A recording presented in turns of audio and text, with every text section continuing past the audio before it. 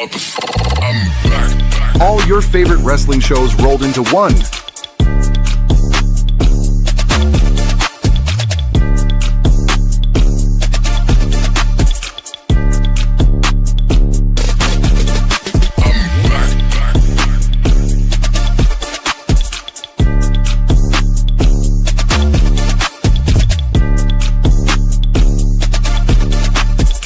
Welcome to the We Book It podcast. Let's start the show. I'm back. And like the intro says, I'm back. Ladies and gentlemen, welcome to the SmackDown Lowdown. And once again, gracing your stage, your boy is back. Teddy Lemon Pepper Step Along. That is who I am, and that is who I is. And so, let's get into it, because we're now back to 2-hour SmackDowns. Not gonna lie, it's fuller of a show, but I feel like I've been so spoiled with 3-hour slot that I like the 3-hour slot a little bit more. I would prefer the 3-hour slot, but hey, Braun Strowman show is back on USA, and yeah, so let's get into SmackDown tonight. All right, so tonight on SmackDown, we do the video package, of course, of what happened Monday night in regards to Sami Zayn losing the WWE Undisputed title in 9 days. My bad. I'm over here dropping stuff. I was nervous because I missed y'all so much, but like I said, I'm back. Like cook crack. No, I'm just playing. But we had a video package telling about what happened with Sami Zayn. He only held the title for 9 days. And even though I was a strong advocate of I did not want Sami Zayn to have the title, damn, they got that title up off your boy fast as hell. I said, bruh, he only had the title for 9 days. 9 days. One of the shortest title reigns in the past 5 years, I believe, that WWE has did. So even though we all know things are done a certain way in WWE, we still have our feelings and opinions about how things should go, how it is going, and how things are. And of course, everybody had their opinions about Sami Zayn being a champion, but for CM Punk, aka Pepsi Phil, aka the old guy, for him to come back and be out of TV for 2 months since WrestleMania, the night after WrestleMania, he dropped that promo saying that, opportunities for the championship fall out the sky. I'll be there to take a chance and take opportunity. And he did just that. So, we started the show with Nick Aldis talking about his suspension and how he has served his time and did what he had to do to become reinstated as the general manager of SmackDown. What's going on, Larry? With him joining up on SmackDown. So, Nick Aldis is giving everybody that update, crowd gets involved. But after that, he brings CM Punk out to the ring. CM Punk cuts his promo, basically saying that he's going to be the same champion he was on Monday Night Raw, stating that he is going to defend that title. He's going to show up to every show that he can be at, and whoever wants to step up can step up, whether it was Gunther, whether it was Sami Zayn getting his rematch, whether it was Finn Bálor, whether it was Royce Keys he mentioned. He mentioned a couple of the superstars, but he left out Cody, and of course, Raheem came out to the ring and was back quoting things that happened the last time him and CM Punk were in the ring, and it was the role reversed, where it was Cody Rhodes champion and CM Punk, was the one that was coming out to congratulate him, and with that, Cody brought back, he said, I remember you saying the word, all you have to do is say win. And before anything else could happen, CM Punk said, win, Cody. And Cody says SummerSlam. Nick Aldis made it official. So at SummerSlam, we will have CM Punk champion versus Cody Rhodes for the WWE Undisputed title. Um, which should be a really, really good match.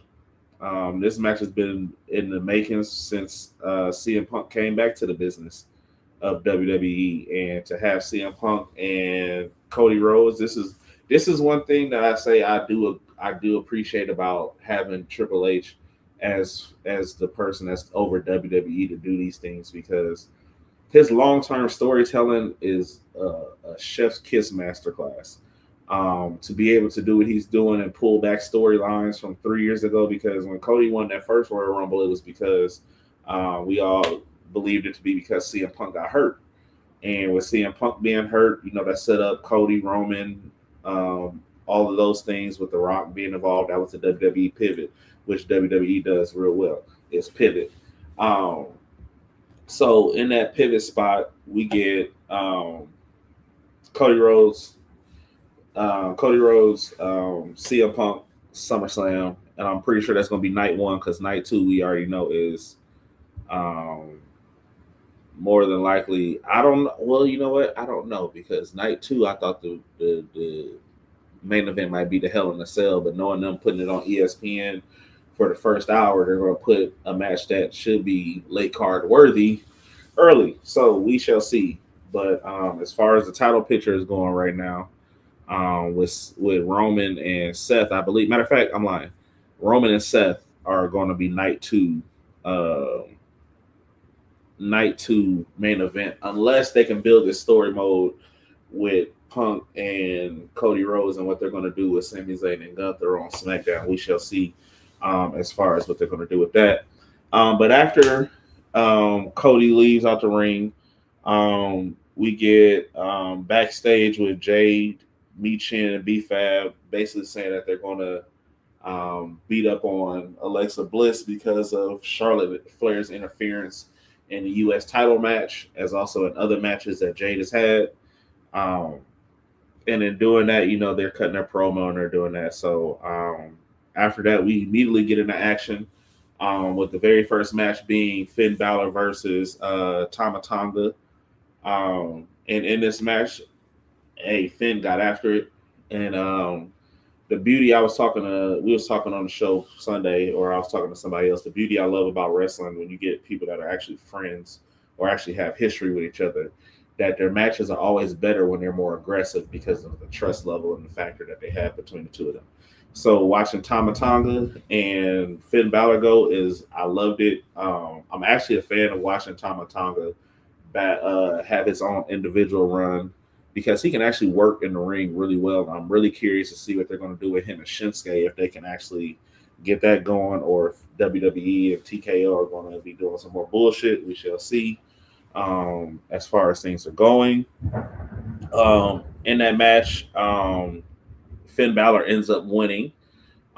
He ended up at first you thought he was going to lose the match, but he ended up kicking out of the Tama's finisher. I can't remember the name of that doggone thing, but he ended up taking out Tala and Tama, and getting the coup de grace and getting the 1, 2, 3 and getting out of the ring before he can get jumped. So I give that a good segment and match to start off the night as a good match with Finn Bálor and Tama Tonga. I'm curious to see what's going to happen. I believe Finn Bálor actually has more of a chance to win the Undisputed title on SmackDown now that he's out of the fight with Roman and whatever Roman and Seth got going on and stuff like that. So to really paint the picture, to see Sammy, Gunther, Cody, CM Punk, Finn Bálor, and even throwing Royce Keys in there, but we can't forget about Drew McIntyre either, because he's going to come back at some point in time either. But to have those names all on SmackDown can make that title a little bit even more broader in the sense of the prestige it can hold, even though nobody can do what Roman did. We have to acknowledge our tribal chief, and we do.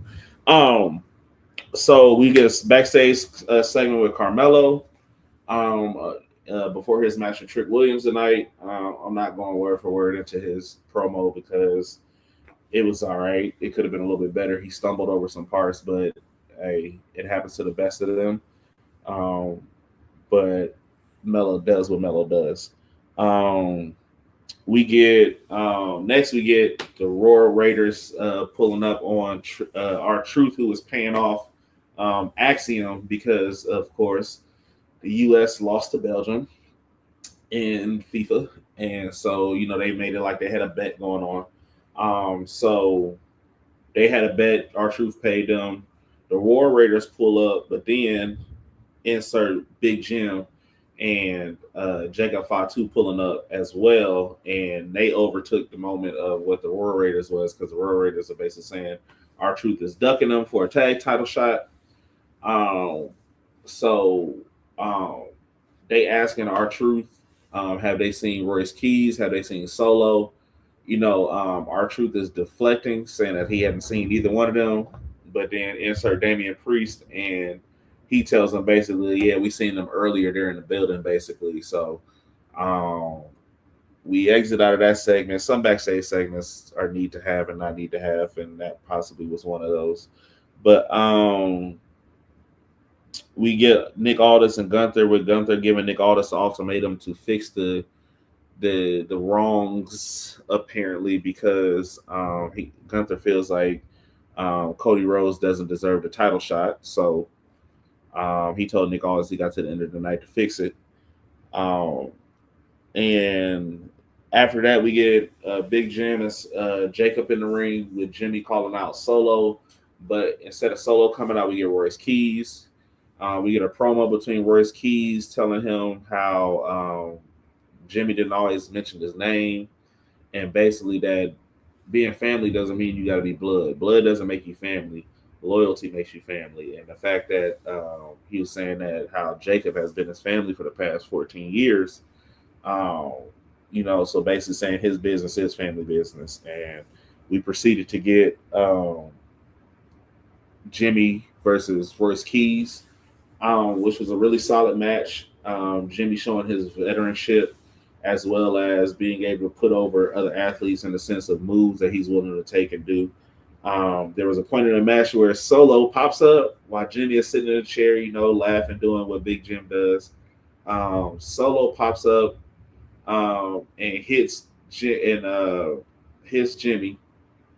And then next thing you know, you hear Jacob Fatu music. Oh, I'm sorry. Before this match even starts,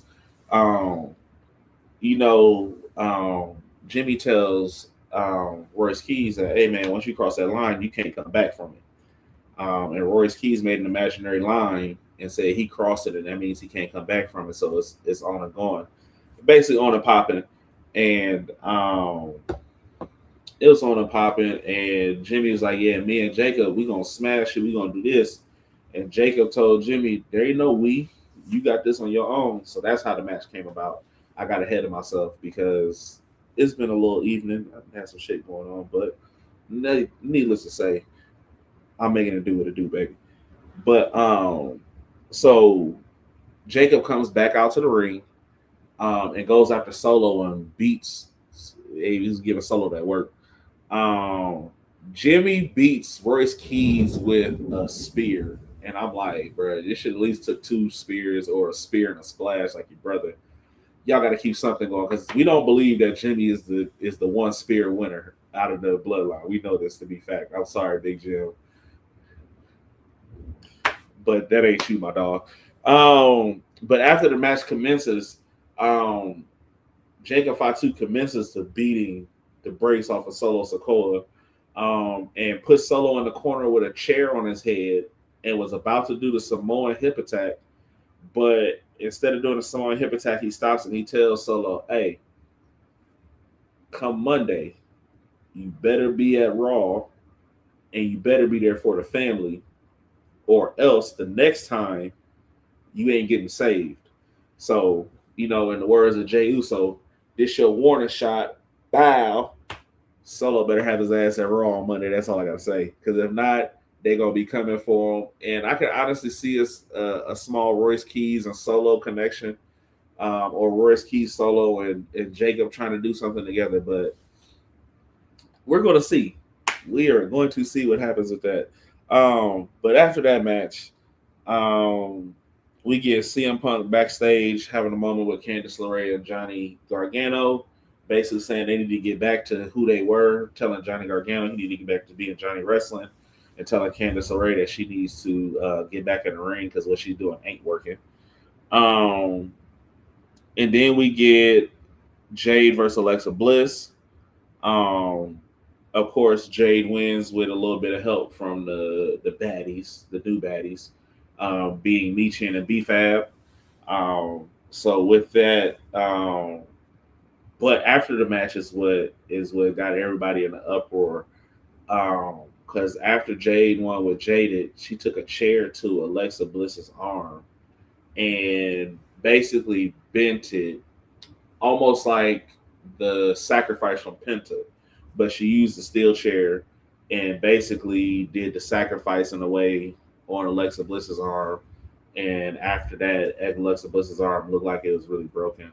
But if I'm not mistaken, she's very double jointed in the arm. So yeah, that's going to be the next thing. So we're basically, I feel like we're going to get Charlotte and Jade finally. We're going to get them at SummerSlam more than likely. So after their match, Lil Yachty gives Trick Williams a new belt, which is actually on WWEshop.com right now for $699.99. If you dare to go get the limited edition furry belt. If you decide to get the new belt,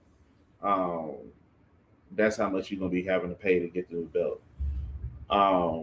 But Lil Yachty gives Trick Williams his belt, and we go out to the match, and we have Carmelo Hayes versus Trick Williams, which turns out to be a really, really solid match. Of course, Trick and Carmelo got really good chemistry in the ring together. But in the match is the shocker of the night, because in the moment of the match, we have Carmelo Hayes knocking Trick Williams into Lil Yachty, and they're getting back in the ring, and they're going through their moves, and Carmelo Hayes goes up to hit nothing but net, and when he goes up to hit nothing but net, returning to WWE is Baron Corbin. And Baron Corbin comes in and basically disrupts the match, which ends up costing Trick Williams the match, because technically Carmelo Hayes will win by decision of DQ unless they have come up with a new rule where that it'll be a no contest or something along those lines. But Baron came in, laid waste to both of them, hit Carmelo with an end of days, and got the crowd spiked because, you know, the last time we seen the end of days hit was when John Cena and AJ Styles put on that amazing storytelling match that they did at WrestlePalooza. They did it at I forgot what pay-per-view that was, just because it's off the whim. But and he also hit Trick Williams with the end of days, and then proceeds to drop Trick Williams' title on him and walks out the ring. So we got Baron Corbin back, and more than likely going to be in the men's U.S. title hunt unless they push him for a World Heavyweight Championship, which I honestly feel like he has earned and deserved, and how the landscape of WWE is currently right now. He should definitely be in that spot because he has that Drew McIntyre aggressiveness to him. So I would love to see Baron Corbin in the world title picture at some point in time. Even if he doesn't win right away, I would love to see him just get those matches and just be a main event guy. So after that, we get Gunther coming out to the ring, telling Nick Aldis to come out and give him his decision. And how Nick Aldis decided to rectify the Cody Rhodes and CM Punk SummerSlam match is by making a tag team match, which will be taking place at Madison Square Garden a week from tomorrow, which more than likely will be on NBC Peacock. And with that match, you had CM Punk and Cody Rhodes team up versus Gunther and Sami Zayn. Gunther is livid and irate. Nick Aldis turns his back to Gunther basically and tells the audience, hey, the main event for SummerSlam is still on between Cody Rhodes and CM Punk. Good God. And Gunther proceeds to beat the brakes off of Nick Aldis and ends up putting him in not one, not two, but three sleeper holes tonight. And unfortunately, with the show being 2 hours, we didn't get the full aftermath because of the USA Network and Braun Strowman's show. Shit, that was a tongue twister. But Cody Rhodes ended up coming out to help and save Nick Aldis. So more than likely, if you get on X or any other streaming platforms, they'll have the B clause of what happened after WWE SmackDown went off the air tonight. But overall, I give the show with matches and promos and backstage segments, I give it a solid B plus. It's not an A plus show. The pop for Baron Corbin could have came at a better spot. I honestly feel like he should have returned during the World Championship spot, whether it be the one on Raw or the World Heavyweight title or the Undisputed title. I honestly feel like he could have came back in that picture versus the United States title, especially the same night when Trick Williams got gifted that one. So it's like, how long is he going to have it? Because it puts me in the mindset of how it was when LA Knight had his custom belt. How long did he have that? Because Jey Uso the only thing Jey Uso did custom is the one thing that stuck is he got the blue put in the IC belt, and that's been in the belt ever since.